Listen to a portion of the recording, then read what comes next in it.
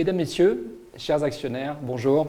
Je suis très heureux de vous retrouver pour notre Assemblée générale des actionnaires de Foncière Atlante, qui malheureusement se tiendra à huis clos, compte tenu de la situation sanitaire et des contraintes réglementaires. Néanmoins, vous pourrez poser des questions par écrit au travers de l'application qui vous permet de visualiser cette assemblée. Et conformément à la réglementation, cette assemblée est enregistrée en direct et sera visible sur le site internet de Foncière Atlante. En ma qualité de président du conseil d'administration, je présiderai cette assemblée au cours de laquelle je vous présenterai la situation de Foncière Atlante et ses perspectives de développement. Les commissaires aux comptes KPMG et AGM Audit Légal sont représentés par M. Yves Lebel, qui interviendra lors de cette assemblée, et vous pourrez trouver leur rapport sur la page internet de la société rubrique Assemblée générale du site Foncière Atlante. Ce que je vous propose, je vais procéder maintenant à la constitution du bureau. Les fonctions de scrutateur seront assurées par M. Cédric Chaleret-Durieux, qui est directeur juridique du groupe Atlante, et Vincent Lamotte, directeur général finance du groupe, qui sont actionnaires et présents à mes côtés sur ce plateau. Je propose aux membres du bureau d'inviter M. Michael Garcia, responsable juridique corporate du groupe Foncière Atlante, présent également sur ce plateau, à assumer les fonctions de secrétaire. Le bureau est donc maintenant constitué et je passe la parole à Cédric Chaleret-Durieux. Messieurs les actionnaires, bonjour. Les actionnaires de Foncière Atlante ont été avisés dans un communiqué diffusé le 7 mai 2021 sur le site internet de la société que la présente assemblée se tiendrait à huis clos. Les actionnaires ont été prévenus aussi qu'ils pourraient voter uniquement par correspondance ou en donnant pouvoir au président de l'Assemblée. Donc je vous précise que cette assemblée est réunie sur première convocation effectuée par avis de réunion paru au ballot le 14 avril 2021, par avis de convocation au ballot toujours du 5 mai 2021, par annonce légale dans les petites affiches du 5 mai 2021, par convocation par courrier pour les actionnaires inscrits au nominatif et les commissaires aux comptes, et enfin, compte tenu des contraintes sanitaires, par communiqué de presse diffusé le 7 mai 2021 sur le site internet de la société. L'ensemble des documents prévus par les textes légaux ont été mis à disposition des actionnaires. Vous pourrez les retrouver sur le site internet de la société, rubrique Assemblée générale. En ce qui concerne la feuille de présence de cette assemblée, il y a 4 460 075 actions en circulation, qui représentent 5 675 770 droits de vote. L'assemblée, qui est réunie sur première convocation, nécessite un quorum de 20% pour sa partie ordinaire et de 25% pour sa partie extraordinaire. 15 actionnaires ont donné pouvoir au président et 8 actionnaires ont voté par correspondance, soit 3 713 165 actions représentant 4 986 820 droits de vote. Le quorum est donc atteint à 84,75%. L'Assemblée est donc déclarée constituée et peut régulièrement délibérer tant à titre ordinaire qu'à titre extraordinaire. Le bureau certifie exact cette feuille de présence. En ce qui concerne l'ordre du jour, il est conforme à celui de l'avis de convocation. Aucune demande d'inscription de résolution n'a été demandée de la part d'actionnaires et à ce stade, aucune question écrite n'a été formulée. Merci Cédric. Je déclare donc l'Assemblée régulièrement constituée et on peut maintenant valablement délibérer sur l'ordre du jour et je vais vous présenter une synthèse de la situation de Foncière Atlante.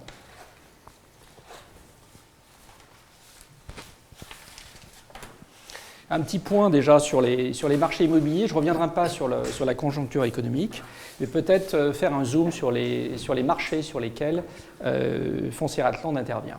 On peut passer la slide. Ouais. Alors, sans étonnement, hein, le marché immobilier d'entreprise a connu une forte chute, le marché de l'investissement sur 2020, avec une baisse de volume de plus de 35%. Une augmentation de l'offre de bureaux, hein, notamment en Île-de-France, qui s'explique par une non-prise à bail des surfaces vacantes et l'arrivée sur le marché de bureaux neufs. Et on se trouve donc avec un bilan d'investissement en baisse sur le marché du bureau, qui est le plus gros marché, de plus de 37%. Concernant le marché de la gestion de fonds, qui est le deuxième marché, qui est le marché sur lequel opère notre filiale Atlante Voisin, on a connu également une baisse de la collecte significative, et je reviendrai sur l'évolution de la collecte sur le marché des CPI, donc une baisse de 29%. Néanmoins, le marché des SCPI continue sa croissance en termes de capitalisation, puisqu'il a dépassé le seuil des 70 milliards. Le rendement se sont un peu ajustés, on est passé de 4,40 à 4,18. Sur la promotion résidentielle, donc on a fait un zoom sur l'Île-de-France, qui est le marché sur lequel intervient principalement Atland Résidentiel. On a connu là un phénomène de baisse significative également des ventes, puisque les ventes ont diminué de 44%. Ça s'explique bien évidemment par les 3 mois de confinement, surtout sous le premier confinement, mais aussi par le décalage des élections municipales, qui a entraîné un report des autorisations administratives de permis. Néanmoins, on se retrouve dans un marché qui est un marché maintenant de pénurie, puisque les mises en vente ont diminué de 45%, et le nombre de permis de construire, donc qui est un indicateur avancé des volumes de production sur les prochaines années, a quant à lui baissé de 26%. Donc un marché du résidentiel, on y reviendra, qui va être un marché de pénurie. Sur le crowdfunding immobilier, c'est un marché beaucoup plus petit, c'est un marché qui continue sa croissance, qui a progressé de 35%, qui a dépassé les 500 millions. Donc croissance forte de ce nouveau marché, avec des taux de rendement toujours assez élevés pour les investisseurs qui investissent au travers des plateformes de crowdfunding, puisque le rendement est au-dessus de 9%, et une forte augmentation également du nombre de projets à financer. Concernant l'actionnariat de votre entreprise, il n'a pas beaucoup évolué depuis l'origine, donc Foncière Atland est toujours détenu de façon majoritaire par ses cofondateurs, Lionel Veydi donc, et moi-même, et avec maintenant donc, à nos côtés la manager. Donc vous avez une entreprise qui est détenue par ses managers opérationnels et donc avec un très très fort alignement d'intérêts entre vous et les équipes opérationnelles de Foncière Atland. La capitalisation au 18 mai avait franchi les 170 millions et se situait à 177 millions d'euros. Notre organisation. Je vais revenir ensuite sur chacun des métiers. Donc nous sommes maintenant une plateforme immobilière qui intègre l'ensemble de la chaîne de valeur de l'immobilier. Donc on est sur notre métier historique de foncière, qui est un métier d'investissement. Maintenant nous avons un pôle asset management, avec 2 moteurs, le moteur Atland Voisin sur la gestion de fonds et le moteur Fondimo sur le crowdfunding. Et ensuite un pôle promotion résidentielle et tertiaire, donc un pôle qui a pour vocation, lui, à fabriquer de l'immobilier direct, donc avec une activité de développement tertiaire pour Foncière Ascendrem, une activité de développement logement résidentiel pour Atland Résidentiel. Et puis, nous avons fait une croissance externe au mois d'octobre dernier. Nous avons acquis Maison Marianne qui nous permet de se positionner sur le marché de la résidence gérée. Alors, notre modèle. Notre stratégie, elle s'est construite depuis l'origine sur la constitution d'un modèle avec un très bon équilibre de risque, avec de la résilience, mais surtout un modèle multimétier. Et ce positionnement multimétier nous a permis, on le voit après l'année compliquée, de montrer toute notre résilience. Alors finalement, quel est le métier de Foncière Atland ? Voilà. Le métier de Foncière Atland, c'est de concevoir et de gérer des produits d'investissement immobilier. Les 230 collaborateurs du groupe, tous les jours, imaginent des solutions d'investissement immobilier pour le compte de nos clients particuliers, pour le compte de nos clients professionnels, au travers de 4 de nos métiers. Donc le premier métier est le métier de foncière développement, qui est notre métier historique. Donc notre métier est d'acheter des terrains sous conditions suspensives de commercialisation et d'autorisation administrative, et de bâtir une entreprise pour compte propre, et également pour le compte de nos clients qui sont plutôt des clients corporates. Ce métier est un métier qui génère chez nous des revenus sous la forme de loyer et sous la forme de plus-value de cession. Deuxième métier, qui est le métier de gestion de fonds, qui est développé par Atland Voisin, c'est un métier pour lequel nous bâtissons des solutions d'investissement, mais d'immobilier indirect, avec des produits SCPI et des produits OPCI pour les investisseurs professionnels. C'est un métier sur lequel nous avons des clients particuliers et des clients professionnels, et c'est un métier qui génère des commissions, qui génère des honoraires, mais qui n'entraîne pas d'investissement de fonds propres. Donc c'est un métier où on a une grande récurrence en termes de gestion. Troisième métier, la promotion immobilière. Donc nous bâtissons des immeubles résidentiels et des immeubles immobiliers d'entreprise, à la fois pour les particuliers et les professionnels. Et c'est un métier dans lequel nous investissons des fonds propres sur le court terme et qui génère des marges et des honoraires. Dernier métier, qui est le crowdfunding, où nous mettons en relation des particuliers et des opérateurs et nous offrons à ces particuliers des solutions d'investissement immobilier au travers de produits de dette. Et là, c'est un métier qui génère des commissions. Donc, comme vous le voyez, diversité de marché, nous sommes sur l'immo-entreprise et nous sommes sur le logement, diversité de clients, nous travaillons avec des particuliers et des professionnels, et diversité de revenus, puisque nous avons à la fois des marges, des honoraires et des commissions. Quelques chiffres clés, mais Vincent Lamotte reviendra plus précisément sur l'ensemble de ces chiffres tout à l'heure. Donc, une baisse de chiffre d'affaires. Alors, il faut faire attention à ce qu'on compare. Donc, on vous a mis en perspective le chiffre d'affaires pro forma 2019, parce que je vous rappelle, 2019 avait vu l'intégration de l'activité d'Atland Résidentiel, qui est l'activité de promotion en logement. Donc, si on se compare par rapport au chiffre d'affaires 2019 pro forma, donc on a une baisse de 13%, qui est en grande partie due au décalage de l'avancement de nos chantiers liés au premier confinement. En termes d'EBITDA, on a une correction d'EBITDA de 28%. Je vous rappelle qu'on avait eu un EBITDA pro forma 2019 qui avait été fortement boosté par des cessions. On a une croissance et une progression toujours significative de nos actifs sous gestion, puisqu'on a dépassé la barre des 2 milliards, on est passé de 1,4 milliard à 2,4 milliards. Progression d'ANR, on y reviendra, régulière depuis plus d'une dizaine d'années maintenant, donc on maintient le rythme de progression de notre ANR. Augmentation du dividende par rapport à 2019, et puis forte croissance des effectifs. Nous sommes passés de 183 personnes à plus de 230 personnes en 2020. L'historique du groupe pour nos actionnaires qui nous suivent depuis longtemps, on a mis en perspective les faits marquants de la société, mais également l'évolution de son modèle. On voit que 2017 a été l'année de basculement, c'est-à-dire l'année où la part des actifs gérés pour compte de tiers a dépassé la part d'actifs pour compte propre. Donc c'est le premier basculement de notre modèle vers l'activité de gestion. Et le deuxième basculement de notre modèle, c'est l'intégration des activités de promotion d'Atland Résidentiel et également de Maison Marianne cette année à partir de 2019. Donc comme vous pouvez le constater, sur 2020, donc, on présente un profil d'une société de gestion d'actifs qui détient un patrimoine propre encore significatif et qui développe également des activités de service dans la promotion.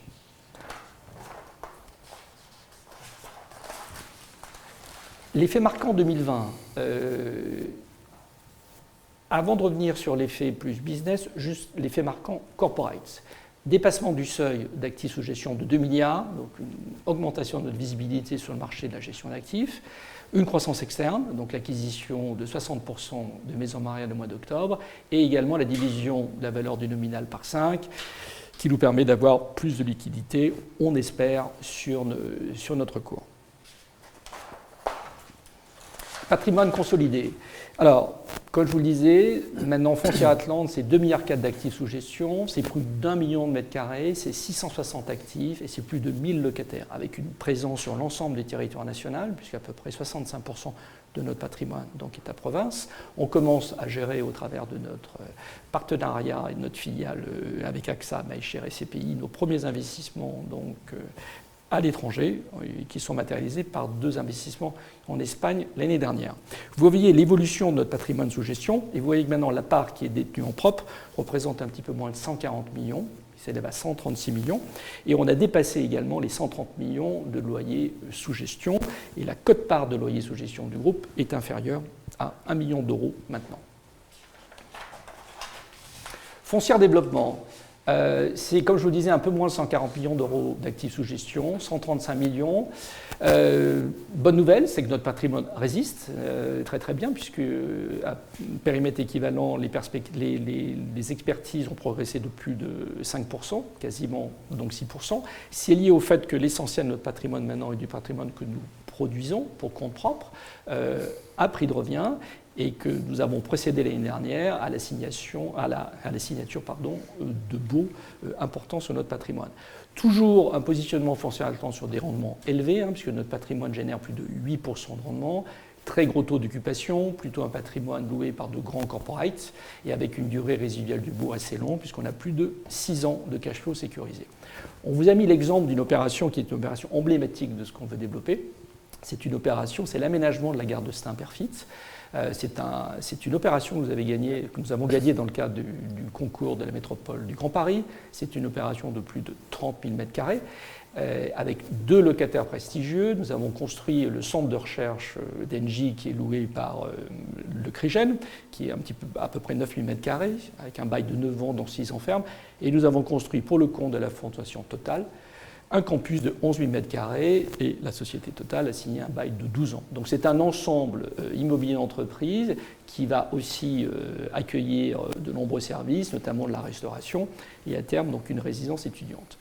Objectif de performance environnementale très élevé sur ce type d'opération. C'est une opération à ossature bois, métal, pour laquelle nous visons des labels BREEAM et HQE.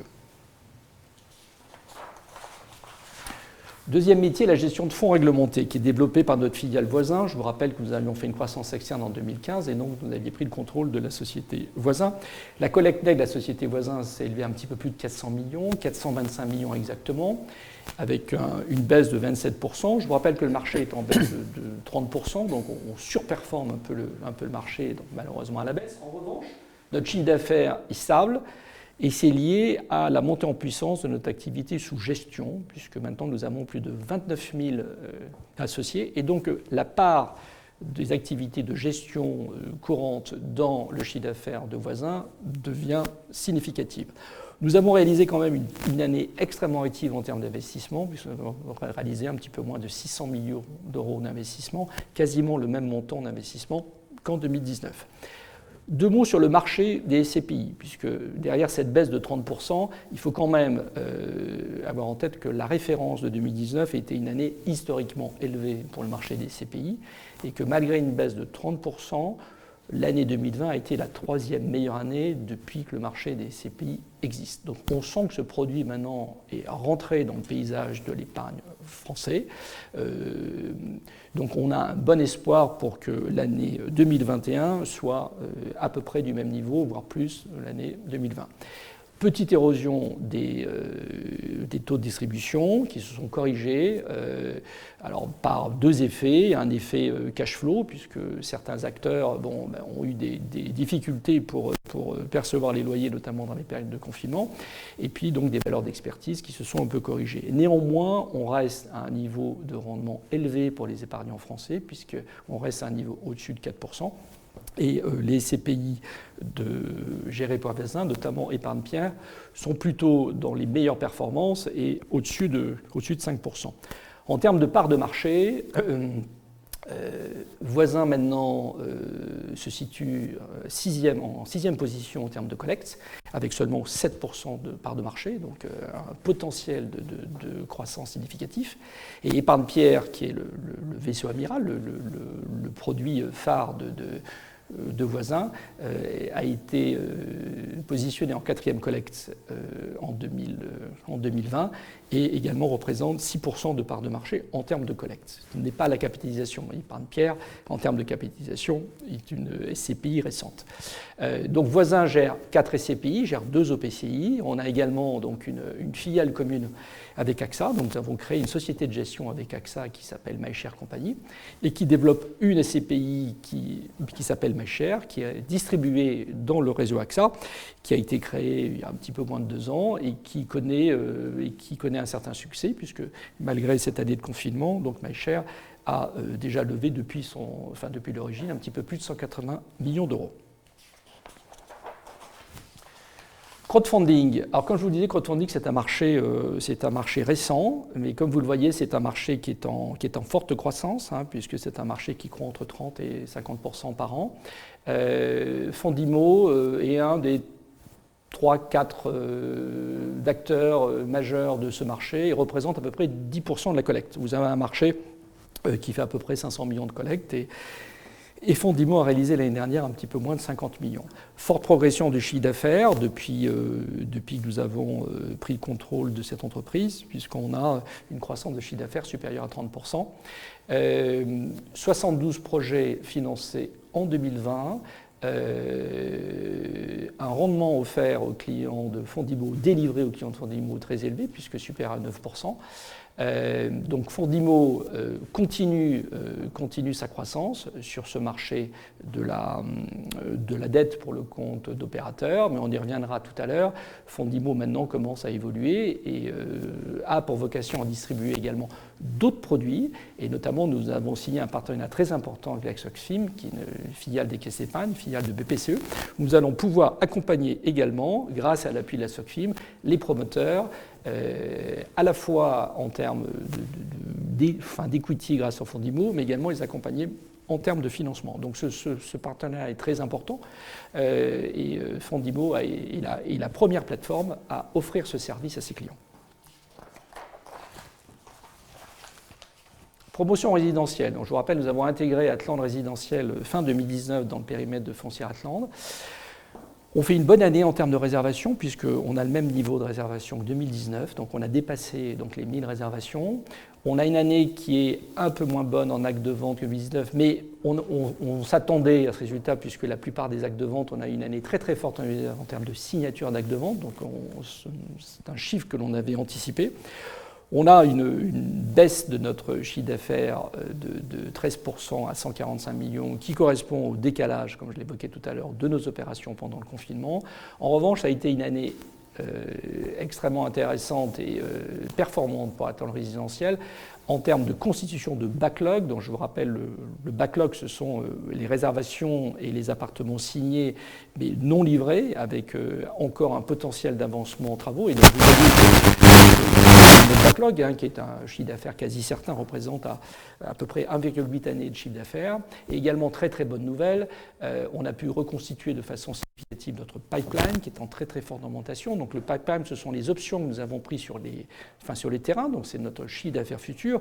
Et vous voyez qu'à 680 millions d'euros, il représente plus de 4 années de chiffre d'affaires, 4 années et demie de chiffre d'affaires, dans un marché où je pense l'essentiel de la concurrence des acteurs sont plutôt avec des pipelines en diminution.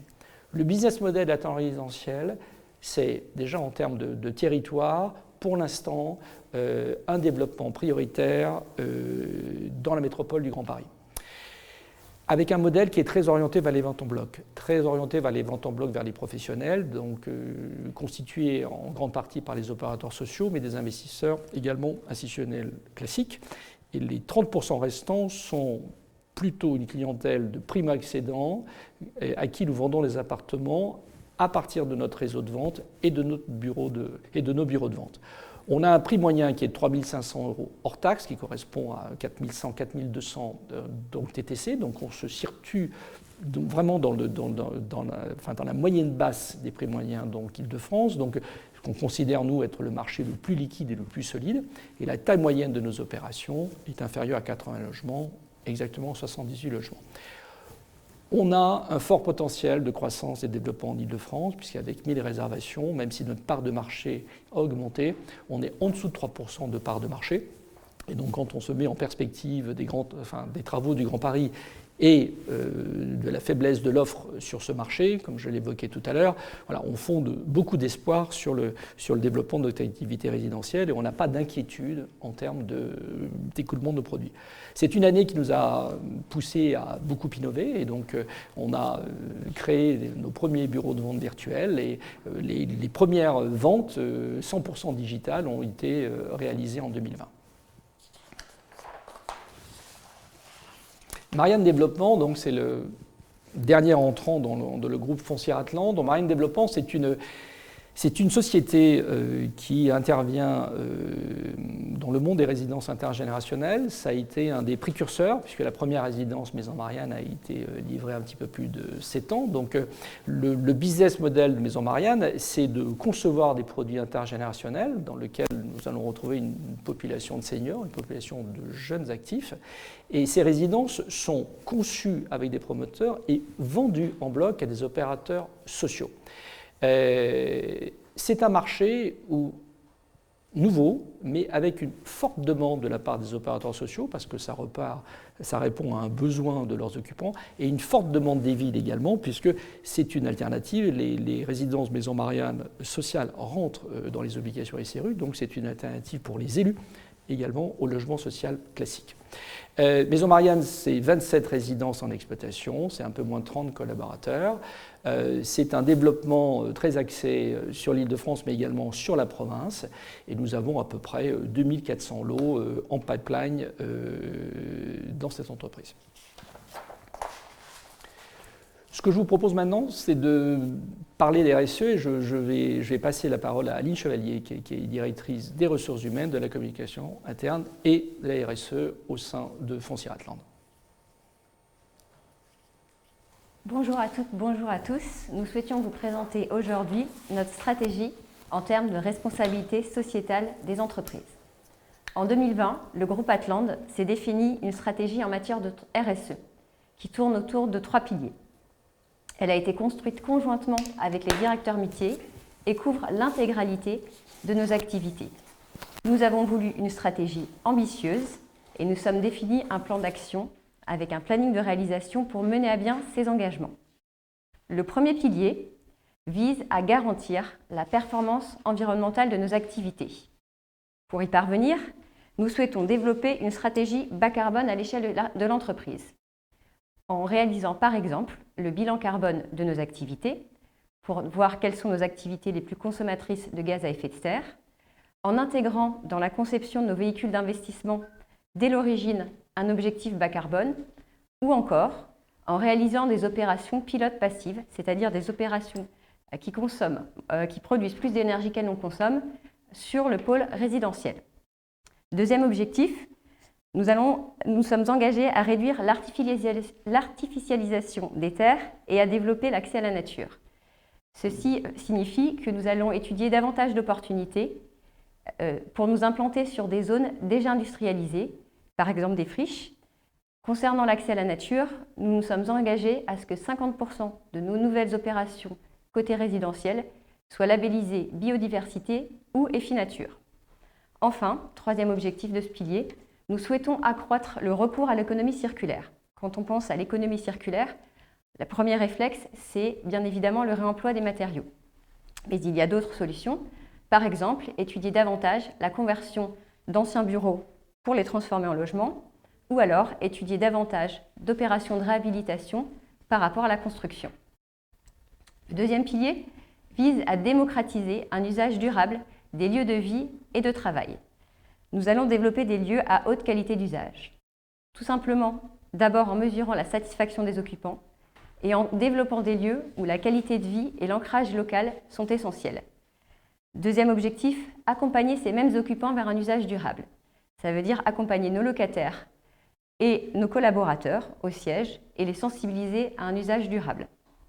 Enfin, troisième objectif, nous souhaitons valoriser l'amélioration de la performance à l'usage. Nous allons mesurer et communiquer sur les performances énergétiques des lieux et des bâtiments que nous exploitons. Le troisième pilier, créer un collectif mobilisé sur le développement durable, est un pilier qui est très important pour le groupe Atlante. En effet, nous souhaitons fortement impliquer nos collaborateurs et les parties prenantes avec lesquelles nous interagissons sur notre démarche de développement durable. Nous allons construire une culture commune autour du développement durable au moyen de sensibilisation, de formation en interne. Nous allons développer des solutions de manière collective en participant à divers travaux dans la profession et en ayant un comité de pilotage qui se réunit de manière fréquente sur le thème du développement durable. Enfin, nous mobiliserons les partenaires et les clients d'Atlante en communiquant fortement sur nos actions de développement durable et en construisant une charte d'achat responsable que nous ferons passer à tous nos fournisseurs pour les convaincre de notre engagement en matière de développement durable. C'est la stratégie que nous sommes fixée en 2020. Je souhaitais également vous montrer les réalisations que nous avons pu d'ores et déjà mener. Concernant le premier pilier, garantir la performance environnementale de nos activités, nous avons pu déjà réaliser le bilan carbone de nos activités en 2019, l'année dernière. Nous sommes en train de le réaliser cette année, ce qui nous permettra de faire une comparaison et d'établir un plan d'action ciblé. Nous avons obtenu très récemment le label ISR pour notre SCPI Épargne-Pierre. Le label ISR est le label Investissement socialement responsable, qui est un repère pour les épargnants et qui nous oblige en interne à un cahier des charges très strict. Enfin, on peut reparler de l'opération Pierre Fitztin. Comme tout à l'heure, l'opération Pierre Fitztin a été développé sur des friches, donc sur une zone déjà industrialisée, déjà artificialisée, et nous avons énormément utilisé le réemploi de matériaux. Concernant le deuxième pilier, démocratiser un usage durable des lieux de vie et de travail. Nous menons d'ores et déjà des enquêtes de satisfaction au sein de nos résidences intergénérationnelles. Nous avons élaboré un guide pratique d'éco-gestes pour les locataires de la foncière. Enfin, au niveau du siège social, nous sensibilisons nos collaborateurs en matière de comportement et de gestion durable. Nous avons par exemple des poubelles de tri, des fontaines à eau, et nous allons lancer prochainement un concours pour pouvoir améliorer tout ça. Troisième pilier, le collectif. Nous avons mis en place un comité de pilotage qui se réunit régulièrement et qui nous permet d'échanger et de progresser sur les engagements que nous avons pris. Nous avons également mis en place les vendredis de la RSE. Nous voulons que tous les collaborateurs du groupe Atland aient une vraie culture générale en termes de développement durable. Nous faisons venir un intervenant qui explique et qui vulgarise du contenu RSE pour nos collaborateurs. Enfin, nous avons conçu et déployé un système d'indicateurs qui vont nous permettre de mesurer et de communiquer sur les progrès que nous faisons en matière de développement durable. Dans le prolongement de la responsabilité sociétale des entreprises et de notre stratégie, nous souhaitions vous rappeler l'engagement d'Atland en termes de mécénat.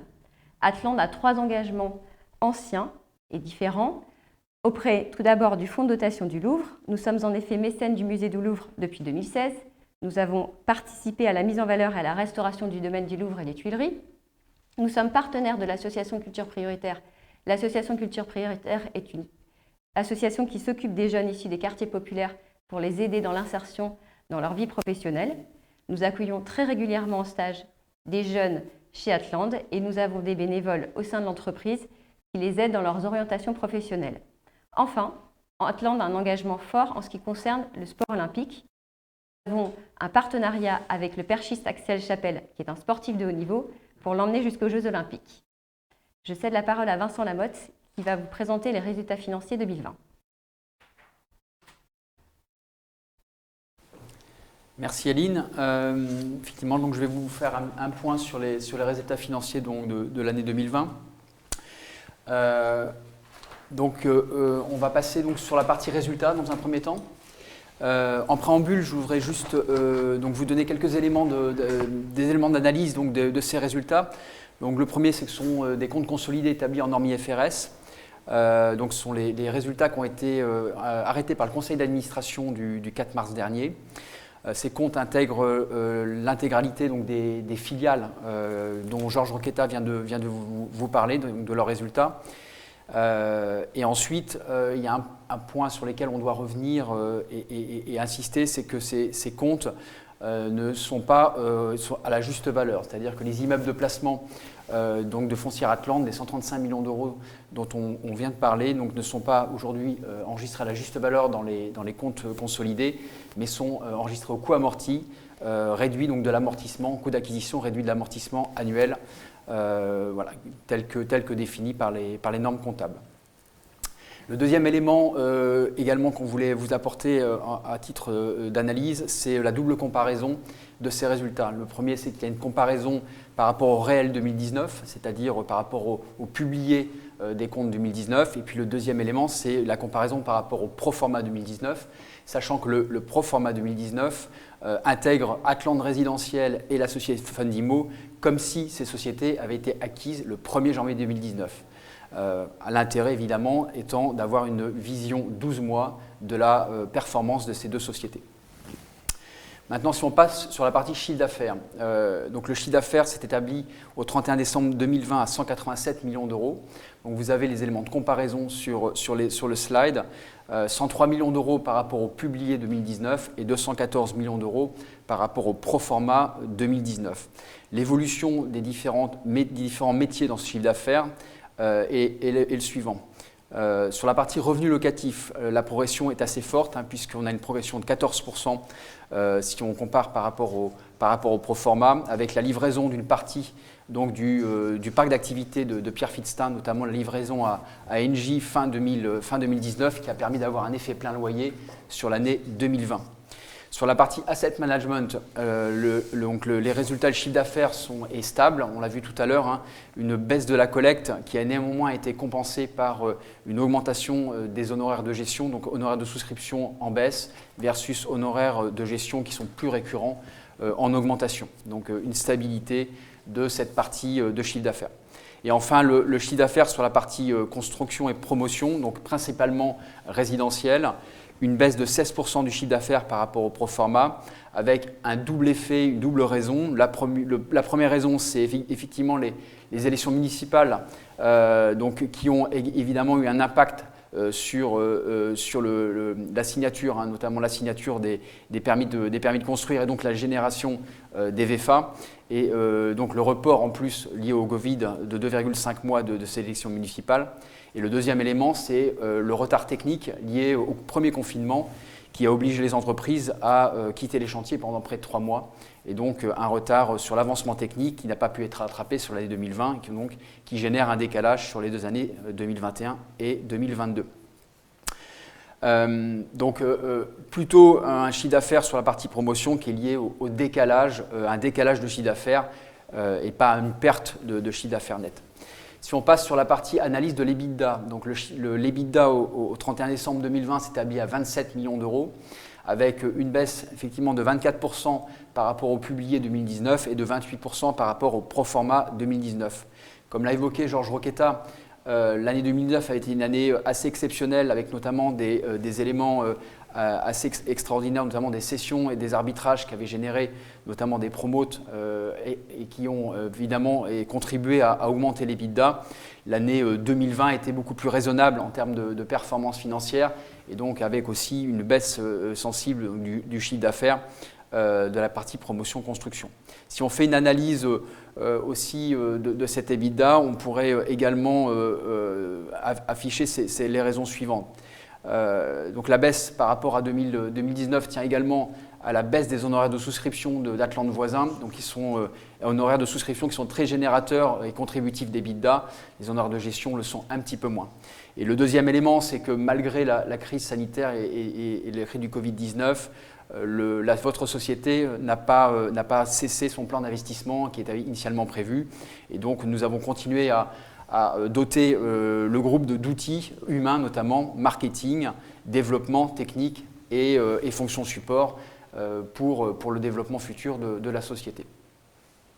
Au final, donc le résultat consolidé de la société s'établit à près de 20 millions d'euros en cote par groupe, proche de l'année 2019. Résultat qui a été également maintenu grâce à l'arbitrage d'une part minoritaire, de notre participation minoritaire dans l'OPCI Transimo, arbitrage qui a été réalisé en fin d'année et qui a également généré quelques honoraires exceptionnels. Je vous propose de passer au bilan consolidé. Donc le bilan consolidé, finalement, il reflète la croissance et l'évolution de l'ensemble de nos métiers. À l'actif, vous avez les immeubles de placement, donc le patrimoine propre donc de Foncière Atlante. Alors comme je l'évoquais tout à l'heure, ce patrimoine propre est enregistré au coût amorti, il n'est pas la juste valeur. Donc la juste valeur, elle est reflétée dans l'actif net réévalué qu'on verra un petit peu plus tard. Et donc ces parties immeubles de placement ont augmenté donc de 26 millions d'euros en coût d'acquisition puisque, comme nous l'évoquions précédemment, la société aujourd'hui, la stratégie de la société, c'est de construire ses propres actifs pour compte propre et les garder en patrimoine. Et l'actif de Pierre Fitzstein génère un coût de construction et donc la location ANJ et Total a fait que l'actif a augmenté en termes de coût de construction. Donc ça explique les 26 millions d'augmentation. Ces immeubles de placement font ressortir une plus-value latente de l'ordre de 32 millions d'euros, donc 31,7 millions d'euros. Donc si aujourd'hui nous arbitrions l'ensemble de notre patrimoine immobilier, nous aurions une plus-value de cession de 32 millions d'euros et un effet cash qui serait supérieur puisque la dette est inférieure au coût d'acquisition.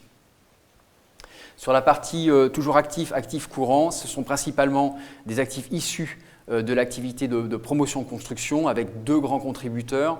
Le premier, c'est les créances clients qui sont essentiellement composées des signatures VEFA auprès des opérateurs sociaux signés en fin d'année.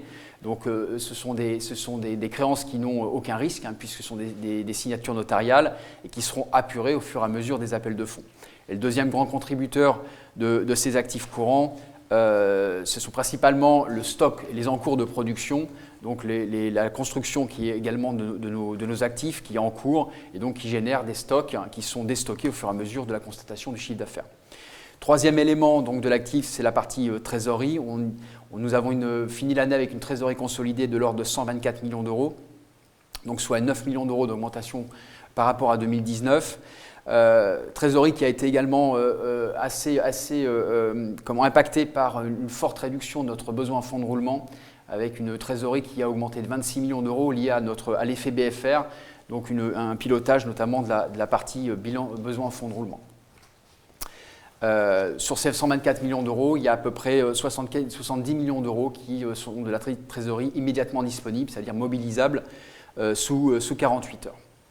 Si on passe rapidement sur la partie passif, vous avez la partie capitaux propres sur lesquels on fera un petit focus tout à l'heure plus précis. Ces capitaux propres évidemment ont augmenté, ils sont en lien avec la performance du résultat et les dividendes qui ont été distribués l'année dernière. La partie dette, nous aurons également un petit focus sur le slide suivant, stable par rapport à 2019 pour la partie dette et pour la partie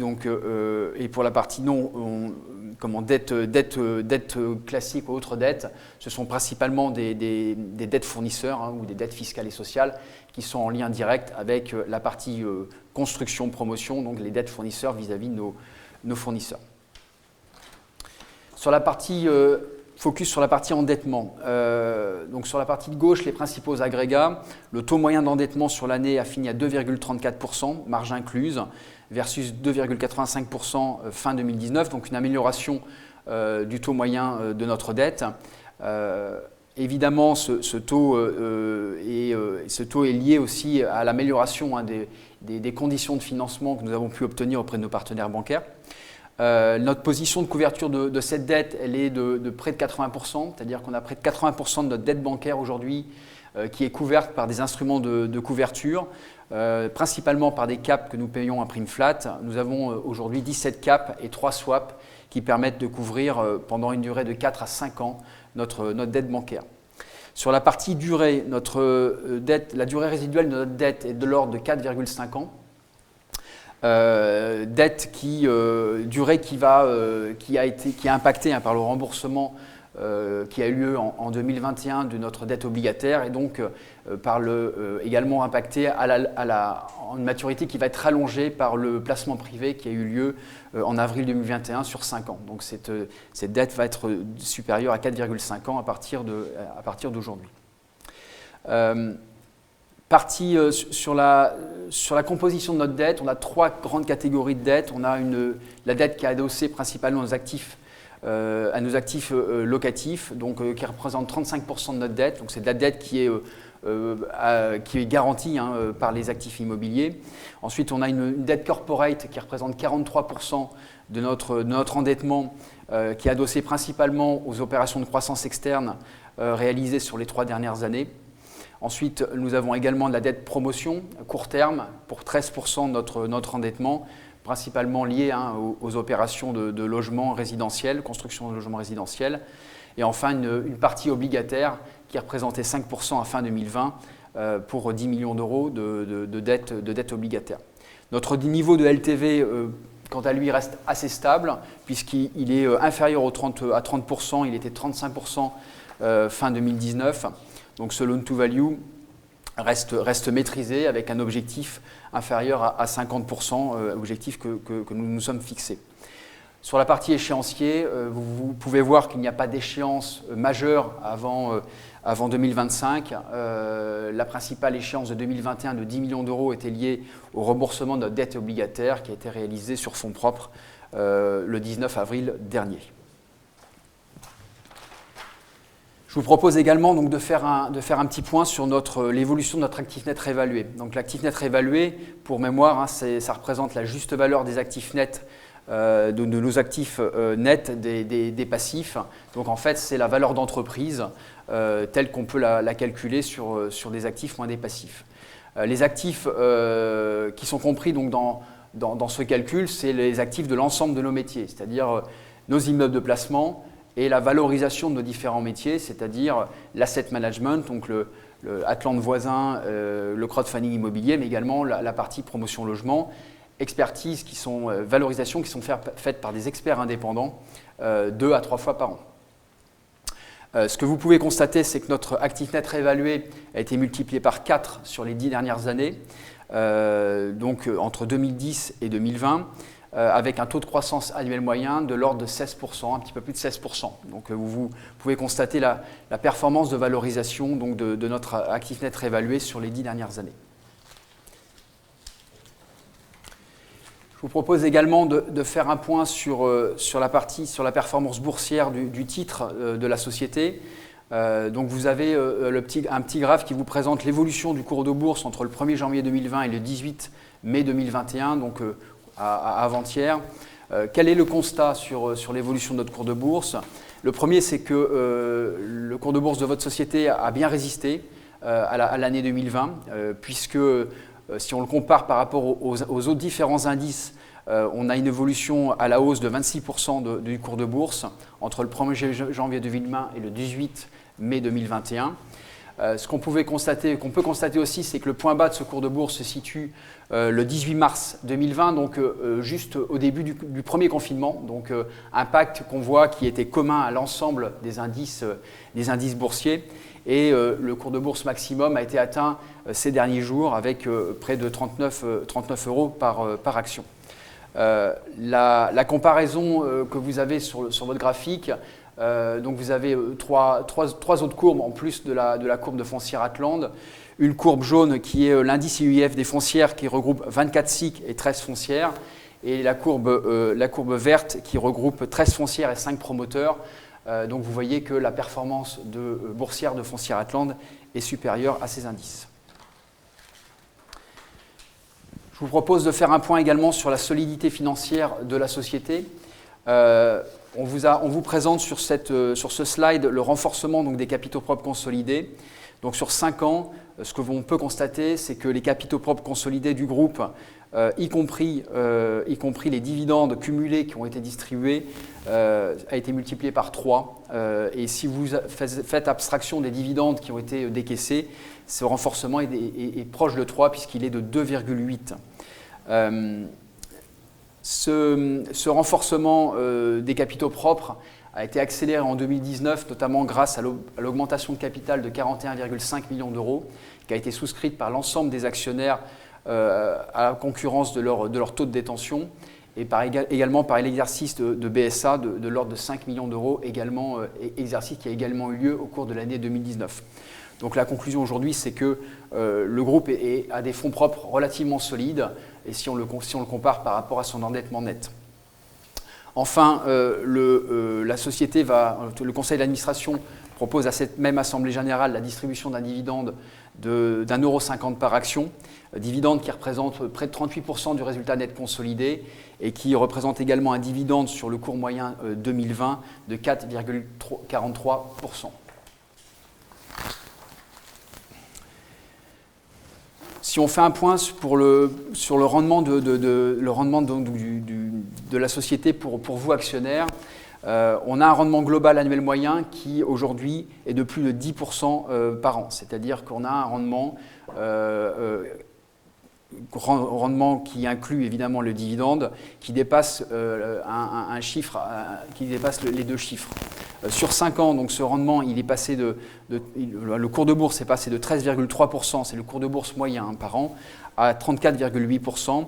Et le premier dividende qui avait été distribué en 2016 était de 0,41 € par action. Et on a atterri à 2021 à 1,5 € par action. Donc vous voyez que la multiplication de la valorisation dividende inclus est de 2,7. C'est un multiple de 2,7 sur les 5 dernières années. Je vous propose de de faire également un point d'actualité sur l'année 2020, notamment sur le premier trimestre 2021. Foncière Atland a communiqué donc, le 5 mai dernier son chiffre d'affaires pour le premier trimestre 2021. Donc les évolutions des 3 métiers sont donc les suivantes. La partie revenu locatif continue de progresser fortement avec une augmentation de 26%, notamment grâce à la mise en service et à la livraison de certains bâtiments, notamment du bâtiment de Pierre Fitztin à Total, qui a pris à bail en début d'année son bâtiment. Le chiffre d'affaires de la partie promotion-construction, lui aussi, progresse de 26%, alors avec l'effet plein des avancements techniques, des signatures de fin d'année, donc les VFA qui ont été signés en fin d'année, on génère désormais des avancements techniques puisque les chantiers aujourd'hui sont en cours sur ces opérations. Enfin, le chiffre d'affaires du pôle Asset Management, lui, est en recul de 20%, principalement sous l'effet du repli de la collecte SCPI, avec une baisse de 30% de la collecte chez Atland Voisin, mais néanmoins une collecte une baisse qui est en ligne avec le marché, puisque le marché, lui, au cours du premier trimestre 2021, en collecte nette SCPI, baisse de 32% sur les 3 premiers mois de l'année. Et puis à noter également que les 3 premiers mois de l'année 2020 étaient également des mois exceptionnels, avec des collectes très très fortes, et l'impact de la crise sanitaire a principalement eu lieu à partir d'avril 2020 sur la fin de l'année. Sur la partie actualité 2021, on voulait également vous rappeler le succès de la première émission obligataire EuroPP de la société. Un remboursement de l'obligation initiale qui avait été émise en 2007 de 10 millions d'euros a été réalisé le 19 avril 2021 et nous avons mis en place un placement privé de type EuroPP de 32,5 millions d'euros le 29 avril 2021. Cet EuroPP a été souscrit auprès d'investisseurs institutionnels et de sociétés de gestion privées, une dizaine d'investisseurs en tout. Voilà, l'objectif de ce placement privé, c'est évidemment renforcer la capacité d'investissement du groupe sur ses métiers existants et le développement de ces lignes de métiers, notamment de la promotion logement. Bon, Vincent, merci pour cette présentation. 2 mots sur nos stratégies, sur nos perspectives. Perspective métier. On va continuer, bien évidemment, à développer notre activité de foncière développement. Il faut aussi prendre en compte le contexte actuel. Foncière développement, pour nous, c'est bâtir des actifs neufs sans risque locatif en amont, donc ça veut dire avec une pré-commercialisation. Donc c'est une activité qui est plus complexe dans une période post-Covid, mais néanmoins nous fondons pas mal d'espoir sur le développement de cette activité malgré le contexte, parce que nous ne sommes pas positionnés uniquement sur des produits immules entreprises bureaux. La marque de fabrique de Foncière Atland, ça a toujours été également de construire ce qu'on appelle des locaux mixtes, des locaux plutôt à destination, donc des ETI, des entreprises industrielles qui ont une mixité entre le bureau et puis l'activité. Donc nous avons actuellement à peu près 70 000 m² d'opérations en montage en Ile-de-France, à la fois en commerce et en opérations mixtes. Et ces opérations, les chantiers ne seront lancés qu'après un minimum de 30% de pré-commercialisation. Mais on reste toujours dans cette stratégie de fabriquer des actifs neufs pour compte propre et en club deal, en association avec nos clients investisseurs institutionnels. Sur la gestion d'actifs, la marque maintenant Atland Voisin est vraiment ancrée dans le paysage de l'épargne français pour les CPI et notre track record avec nos clients institutionnels, notamment Treuhand OPCI, maintenant est long. Donc notre stratégie va être vraiment une stratégie de lancement de nouveaux produits. Donc les enjeux se situent là, donc lancement de nouveaux produits pour le compte de notre clientèle de particuliers et pour le compte de notre clientèle professionnelle. Les enjeux sont les mêmes pour Fondimo, qui jusqu'à présent était sur un produit qui est un produit de distribution de dettes. Et on a eu une très bonne nouvelle hier, on a obtenu un agrément sur Fondimo, un agrément de PSI délivré par l'AMF qui va permettre maintenant à Fondimo de distribuer des produits d'investissement immobilier. Donc enjeu commun entre Fondimo et Atland Voisin, développement de nouveaux produits. Nous allons vraisemblablement annoncer on va annoncer le lancement d'un fonds résidentiel donc à la fin de l'année. Et puis on a des enjeux de territoire aussi, d'implantation implantation géographique, avec une volonté de commencer à faire des investissements en Europe, en zone euro. Concernant le résidentiel, comme je vous l'ai dit, pas selon nous d'inquiétude concernant la distribution de produits. La demande est là et l'offre, comme vous l'avez vu, est très très déséquilibrée. Nous continuons notre positionnement avec une large part de notre chiffre d'affaires en vente en bloc, donc extrêmement sécurisé en amont. Souvent, ces ventes en bloc sont réservées avant même que les terrains soient achetés. Donc on continue à avoir une production orientée vers les investisseurs professionnels et également vers la primo-accession. Et Maison Marianne, comme je vous rappelle, nous avons repris au mois d'octobre, donc enjeu de croissance organique sur l'Île-de-France, où Maison Marianne est déjà bien présent, mais des enjeux également de développement en province. Nous avons ouvert un bureau à Lille, nous avons ouvert un bureau à Nice, nous avons un projet également d'ouverture du bureau dans le sud-ouest. Les forces de notre modèle, donc vous l'avez bien compris, la force principale, je pense qu'elle est liée aussi à la structure de l'actionnariat, avec une très très forte implication des actionnaires fondateurs, des managers. Foncière Atlante est une société avec une vision de long terme. Et vous l'avez vu, notre croissance est une croissance qui se fait de façon régulière, mais vous voyez bien à la fois la trajectoire de l'ANR, la trajectoire de nos résultats. Nous bâtissons ce modèle au fur et à mesure, mais avec toujours une stratégie de long terme. Donc ce qui est important pour nous, c'est vraiment l'alignement d'intérêts entre l'ensemble des actionnaires, mais également l'alignement d'intérêts avec nos clients, parce que je vous rappelle que nos clients professionnels, nous investissons systématiquement de fonds propres à leur côté. On a un track record maintenant qui est significatif. La société a été créée en 2003, donc nous avons 18 ans de track record et comme vous l'avez vu, donc une progression d'ANR régulière de plus de 15% par an depuis une dizaine d'années. 240 collaborateurs avec un esprit d'entreprise partagé, beaucoup d'agilité et une expertise qui est maintenant reconnue dans tout le métier sur le marché, une force. Donc nous sommes une entreprise qui nous continuons à recruter, donc vous l'avez vu, on a recruté plus d'une cinquantaine de personnes l'année dernière et nous sommes toujours en phase de recrutement. Maîtrise des risques, ça a été notre fil conducteur depuis que nous avons créé l'entreprise. On est sur des marchés immobiliers cycliques, donc on a toujours été très attaché à avoir un bon équilibre de risques. Donc nous avons atteint cet objectif, diversité de marché, diversité de métiers, diversité de revenus, extrêmement important. C'est notre fil conducteur et ça va continuer à l'être dans cette conjoncture incertaine. Situation financière solide, comme l'a expliqué Vincent Lamotte, une dette en dessous de 30%, une LTV en dessous de 30%, pas d'échéance de dette significative, pas de risque sur nos actifs, sur lesquels le niveau de dette, les actifs en propre, n'est pas très élevé, avec des signatures de grands corporates. Donc, pas d'inquiétude sur notre situation financière et une trésorerie consolidée de plus de 120 millions et comme l'expliquait Vincent, avec 70 millions d'euros disponibles qui vont nous permettre de saisir des opportunités parce que c'est un marché sur lequel nous allons avoir des opportunités donc à saisir à la fois en croissance externe mais en acquisition d'actifs. Potentiel important de croissance. On pense que l'on peut maintenir, malgré le contexte compliqué post-Covid, cette croissance parce que nos parts de marché sont faibles. Comme je vous l'ai expliqué, nous avons moins de 3% de parts de marché en Île-de-France en résidentiel, donc nous avons de la place pour continuer à progresser en croissance organique. Et comme je vous l'ai montré également, Atlante voisin, c'est 6% de parts de marché sur le marché des SCPI. Donc là aussi, un potentiel de croissance. Les comptes qui viennent de vous être présentés, ainsi que la proposition d'affectation de résultats à l'exercice 2020, n'appellent ni remarques ni observations du conseil d'administration. Compte tenu du format de l'Assemblée générale, je vous invite à consulter sur notre site internet l'ensemble des rapports qui vous ont été mis à disposition, les rapports des commissaires aux comptes et le rapport du commissaire aux avantages particuliers.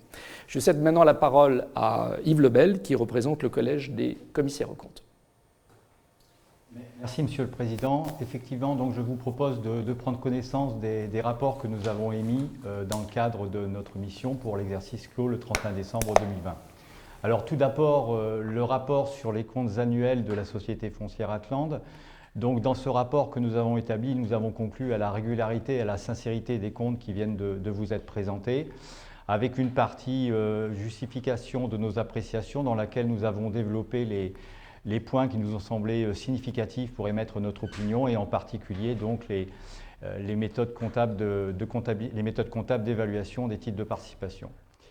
Concernant les comptes consolidés du groupe Foncière Atlande, établis, je vous le rappelle, selon le référentiel IFRS, nous avons également établi un rapport qui conclut à la régularité et à la sincérité de ces comptes, avec dans la partie justification de nos appréciations, des développements qui sont portés à votre connaissance et qui concernent là également les points que nous considérons comme significatifs pour émettre notre opinion, à savoir l'évaluation des goodwill et la reconnaissance du chiffre d'affaires de l'ensemble des activités du groupe. Troisième rapport émis par le Collège des commissaires aux comptes, il s'agit du rapport spécial sur les conventions réglementées.